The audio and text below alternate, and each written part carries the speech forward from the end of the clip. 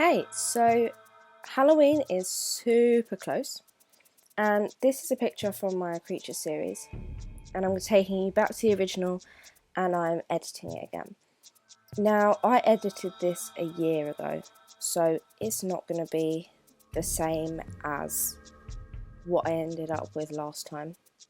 Quite obviously, like even if I edited something 4 days apart, it would not be the same. So, don't remember exactly how I got there. I might be using slightly different methods, but it should end up fairly similar to help you guys be able to create something like it. We'll start with the original. You can see I had a background up and we were using a white sheet, and I've got two people either side holding the white sheet, so I just cropped their hands out. That's all I've done to this. And you can see that the background was nice, dark and even, quite like it, so I don't need to do much to that. However, I do want to do something to this corner, because in my previous one, this corner was black. So I'm going to duplicate my background layer, go to the pen tool because I want it to be quite a crisp line. But if you don't know how to use the pen tool, you can just paint freehand. But as you can see, it's quite a sharp line. I'm going to follow the fabric line this time instead of making a straight line. But as I said again, if you don't want to use the pen tool, then just paint freehand with a hard brush and it should be fine. I don't want my corner to be grey. And I'll just go in with my foreground colour of black and just paint that. And I think that makes a huge difference. It adds so much more tension into the picture. You can see fingerprints and the indentions of his face. And that's what we want to emphasise. So here you've got all your adjustment layers. And I'm going to go for brightness and contrast and just add a bit of contrast in there so we can see for ourselves where the hand and the face is. And I'll probably leave this contrast layer in, but it helps me to do it now. So next I want to get rid of all these creases. As you can see in my final product, I didn't have any of them. I just had the big pulls to show tension, but I got rid of all the creases in the fabric. So that's what we're going to do next. Now I'm using a thing called frequency separation. And for this you have to duplicate your layer that you're working on twice.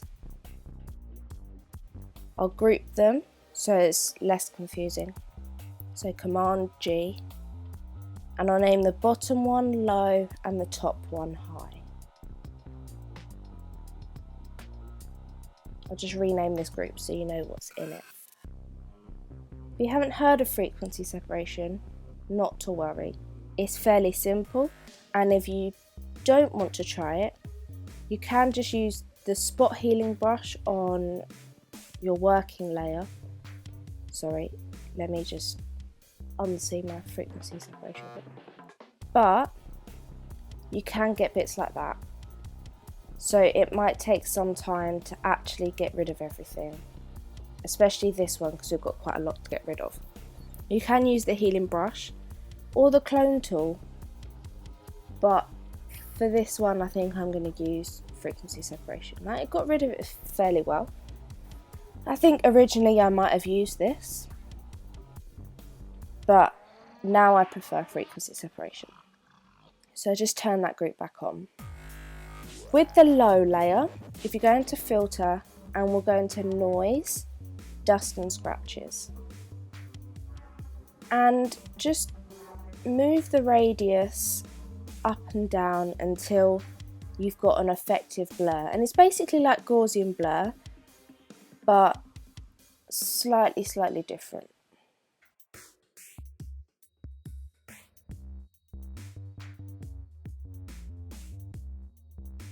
Now you can't see a change because my high layer is still on. So I'll just take that off and show you what it's done. There you go. And then on my high layer, you go to Image, apply image, and you get this little box. Now you want to apply it to the low layer. Your channel stays the same, and you want your blending mode to be subtract. Now I have this set to 2128, but it defaults to zeros, so you just need to change that. And then we're going to change the blending mode of the layer to linear light. And now when I turn my frequency separation group off, you shouldn't see a difference. If you see a difference, you've done something wrong. Now on your highlight, you can use the healing brush. Just use it like normal, and it will get rid of any textures that stand out and replace it with smoother ones from where you're sampling from. As you can see, I've got a grain on my sheet, a little bit, so you can keep that grain and not blur it, but get rid of all the creases, which is great. And obviously it'll take some time for me to get all the creases out, but it looks like a much better picture when they're gone. There's so much more tension. I think it's worth it. But if you don't want to, fair enough. You don't have to. Now I'm going to do it over the whole of this picture, but obviously it's very slow, so I'm going to see you back here once I've done it all. So I've finished my frequency separation. As you can see, I've taken out a lot of the small creases. It's more like my final image for my creature series. So I can just merge this group down now. Merge the group and merge it down to my layer 1, the one I was working on. And that's so if I work on it again, the creases are gone. So as you can see, it's got a yellow tinge to it. So there's quite a few ways you can do it, but I'm going to go for hue. So obviously you can have it whatever colour you want, but we want it like an orangey yellow. It's quite hard to find on this, to be fair. Something like that. For now, we'll leave it like that. I know it's a bit too orange. So we can go back in by double clicking that little moon and adjusting things.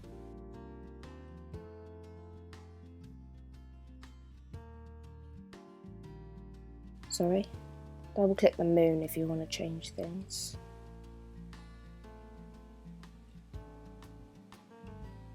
Okay, we'll leave it there for now. And next we're going to define that hand and face a bit more.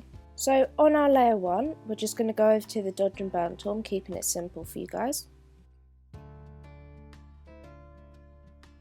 Oh, now you want your exposure to be very low, so change it to, I don't really want it to go above 5, and then we just paint onto where you want things to be darker or like show through your sheet. So we saw on my final product that it was the fingertips, it was the edge of the hand, the base of the hand, and the thumb.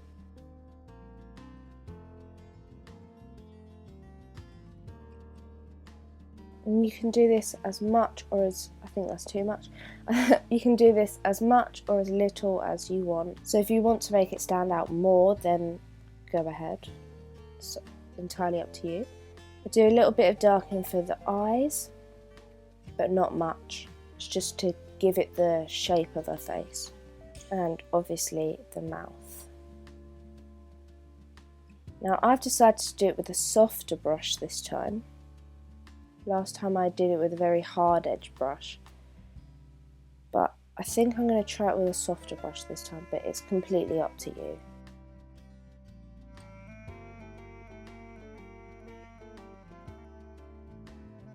Just do a bit on the forearm and in some of those creases and crevices to make it exaggerated more. It's nice to have high contrast. I like it in a lot of my images. And we'll go over to the dodge tool because every shadow has to have a highlight.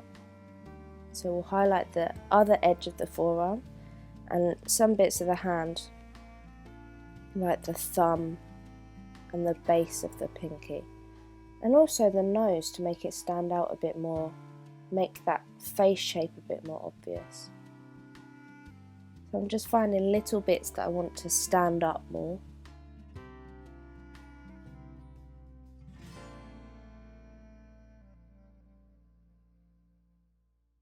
Just gonna increase that contrast a bit more, try and get closer to my original. And I didn't actually do my original in Photoshop, so it's quite difficult to get the editing exactly the same. For the curve, I just use an S curve. You can check it out on my curves tutorial if you really need help with curves. It gives it more contrast. I'll just adjust my hue a bit, it's a bit too orange for me. Okay, it's looking fairly similar. I'm going to just try and adjust the colour balance a bit, get some of that red in there. I'm going to invert the layer mask because obviously not all of the picture's red. I'm going to go on a really soft brush on white at 50% and just paint in some of the areas which were a bit redder on my original. So you can see at the bottom and round the arm, it's slightly redder. Now obviously this isn't going to be perfect, it's just for a tutorial, but it'll give you guys some idea of how to get to the final picture. But just experiment, to be honest. Give it a bit more red, tone it down a little bit so it's not obvious that we've added it in. Just seeing what it looks like in different blending modes. Quite like it on overlay. Gives it a better intensity. I'm just going to take away a bit around the mouth. Looked a bit odd. That's fairly close to the placement of the red, and I actually quite like it around the hand. I like that addition. Now the top of my original is very pale, so I'm just going to go back in with the dodge on the first layer, our working layer, and just dodge that top bit. I could use a hue, I could use an exposure layer with a mask. There's loads of different ways to do it, but I'm trying to keep it to minimal layers for you guys. I've already had to deal with frequency separation. And then I'm just going to dodge like the tops of creases, try and make them stand out more and give the picture more depth.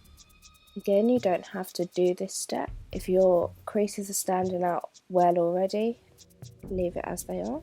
But I like to add depth to my pictures. I want to keep that top really pale.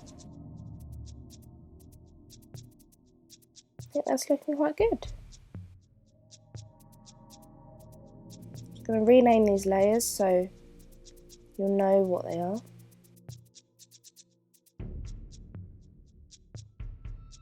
And I'm going to add a tiny bit more red. Not that much. Make sure you've got the right opacity. To that bottom, because it looked a bit odd being pale. I'm just going to group all my edited layers. Before and then after.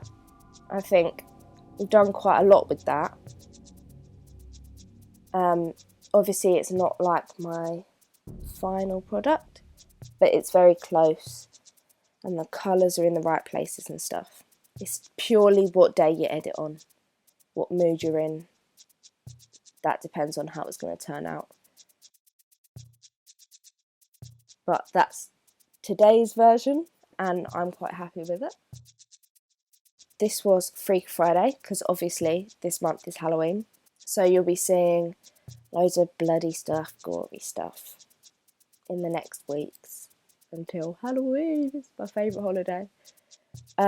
If you liked this video, please give it a thumbs up. And if you want to recreate it anywhere, mention me on Instagram, show me it, I'll find it. anything. I want to see your recreations if you want to try it. Thank you for watching, and subscribe if you want to see more. Bye!